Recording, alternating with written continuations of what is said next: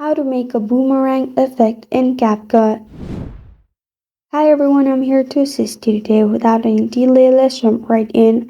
First, import your video, add it to your main track, and then right click on your video at the bottom in the main track. Press on copy at the top. After you have copied, take your cursor in the main track and then click on Ctrl+V, which is the paste. Then drag it where your video is. After that, click on reverse button and reverse the second clip.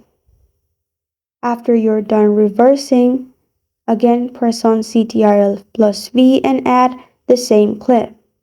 After that, you can simply play your video and boomerang effect will be there.